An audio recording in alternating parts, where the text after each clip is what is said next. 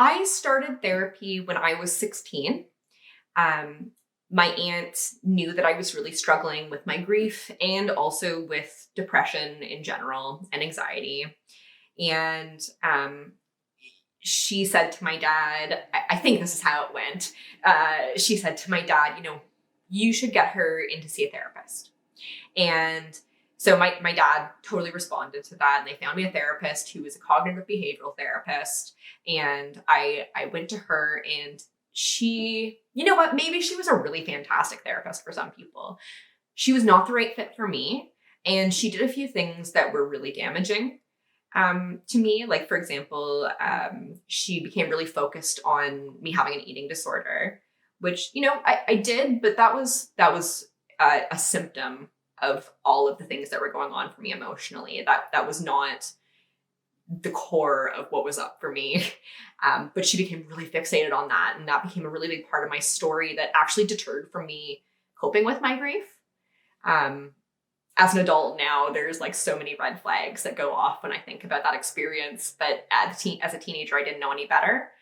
And so it was probably helpful in some ways, but, just not the right fit for me. And it really turned me off of therapy for a long time. Then I got to the point in university where things were coming up for me again. And I was also really physically ill. I was experiencing a lot of chronic pain that we couldn't pinpoint the origin of.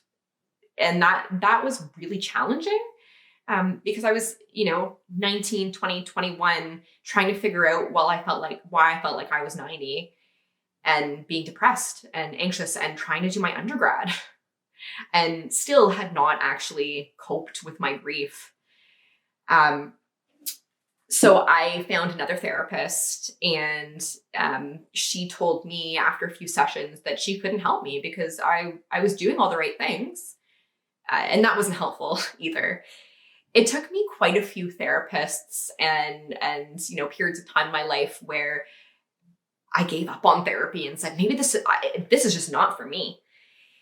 Until I was at the point, maybe 7 or 8 years ago now, where again, I was suicidal. And that's something I had struggled with for a long time, but it was really reaching a dangerous point again for me. And I still just had not really dealt with my grief or the process of my mom dying, and I was having miscarriages, and it was wild. I guess this was a little bit before my miscarriages started, but all through this time, it was just so hard. And my partner actually went on Psychology Today's website and checked off a whole bunch of boxes that he figured applied to me, and sent me this therapist, her information by email, and said, look into this person a little bit. I think maybe she's a good fit for you, and it might be beneficial for you because I see that you're really struggling. And I started going to her, and I still go to her. She was the right fit for me. And it took me a long time to get there. So what I want people to know from my lived experience with trying to find a therapist and to process my grief in therapy is that sometimes it's a really long process that is far from easy. Sometimes it's a process that is disjointed and easy to give up on. And I just want people to know that it is possible, even after years and years and years and so many different therapists who were not the right fit, to find one that is the right fit. Sometimes it just takes a lot of trial and error, which is challenging and disheartening and exhausting, but worth sticking out if you can.